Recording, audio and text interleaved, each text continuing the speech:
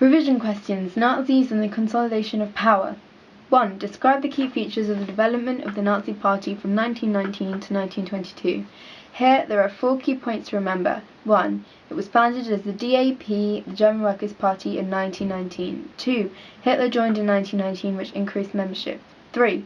The 25-point program was made by Strasser and Hitler, and it had socialist and Völkisch aspects. 4. Hitler was leader in 1921. He believed in the Führer principle, which was the principle of one single leader, and the swastika was adopted. To remember those 4 points, I remember first of all that the answer to the question, key features of the development of the Nazi Party from 1919 to 22, had 4 main points. I would then remember 1, DAP, because it was founded as the DAP, or German Workers' Party, in 1919. I remember 2, Hitler, because Hitler joined in 1919, which increased membership. I remember 3, 25, the 25-point program with socialist and Völkisch aspects. And I remember 4, leader. So I remember DAP, I've already forgotten it. Okay, DAP, Hitler, no, DAP, Hitler, 25, yes, DAP, Hitler, 25, and leader. So to answer the question, I just remember DAP, Hitler, 25, DAP, Hitler, 25, DAP, Hitler, 25, leader. Okay. So to answer the question, describe the key features of the development of the Nazi Party from 1919 to 1922, my answer would be that 1, it was made into the DAP, or the German Workers' Party, in 1919. That in 1919 Hitler joined, which raised membership. Number 3, I remember that Hitler and Strasser made the 25-point program, which had socialist and Völkisch aspects. And number 4, I remember that Hitler was made leader in 1921, and the swastika was adopted at that point also, and Hitler believed in the Führer principle, which was basically just a belief in one single leader. And that would get me full marks, hopefully. Okay, next. Describe the development of the Nazi Party between 1924 to 1929. So, this is a 6-mark question, by the way.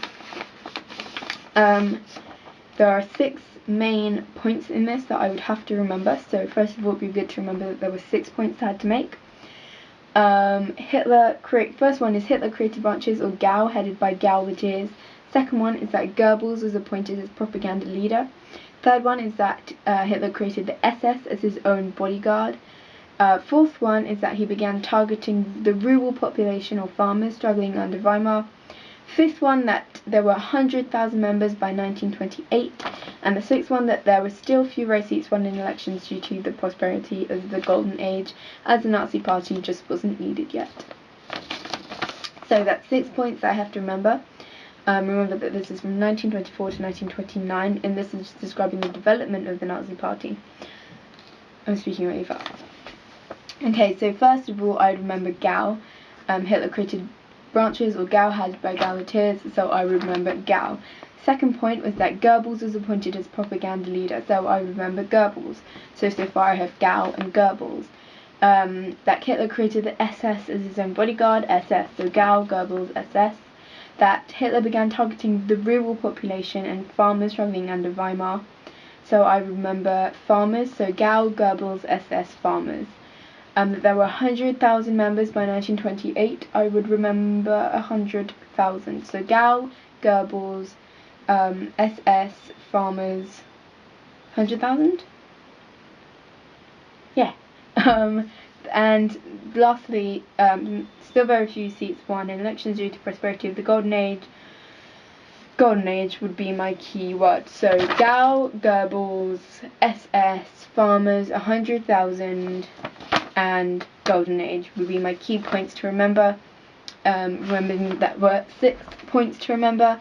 For the question, describe the development of the Nazi Party between 1924 to 1929. So if I had to remember that, okay.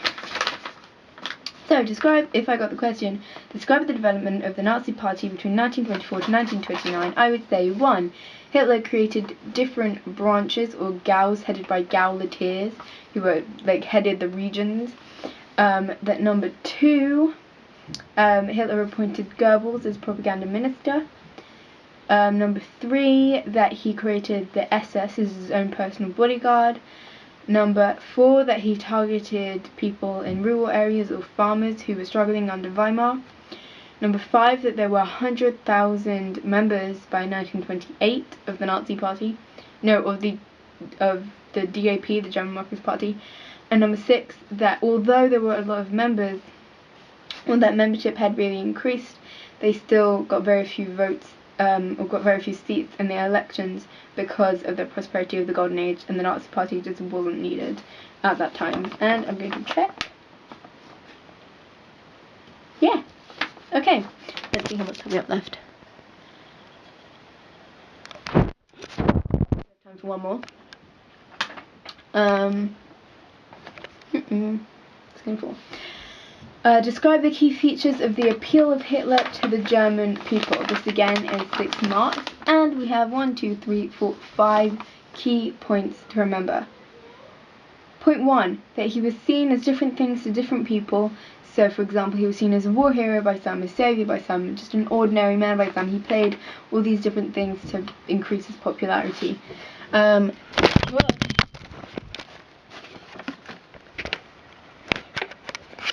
Dear me. 2, that he seemed totally committed to Germany. 3, his charisma. 4, he was a powerful speaker. And 5, he was modern. In the 1929-33 election campaign, he flew around in an aeroplane, and he used radio and film, and he looked relatively young. So, there are 5 key points to remember in this.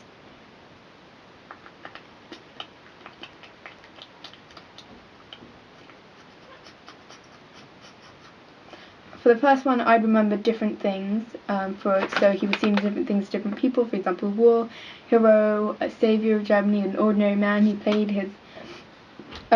He emphasized different things to particular groups. For example, he emphasized that he was anti-communist. He emphasized his traditional values. That he was just an ordinary person. He had been poor. He understood, all the German people. He was one of them.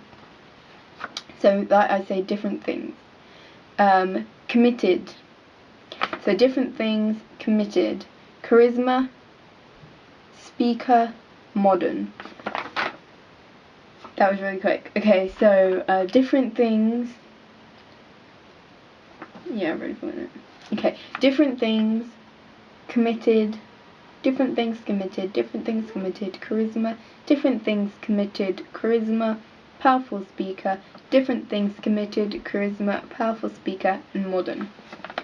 So, in answer to the question, describe the key features of the appeal of Hitler to the German people, I would say that he was seen as different things to different people. So he appealed to different people with different things, such as that he was anti-communist, that he had traditional values, that he was just an ordinary person, that he had once been poor. So different things. That he was very committed to Germany, very patriotic.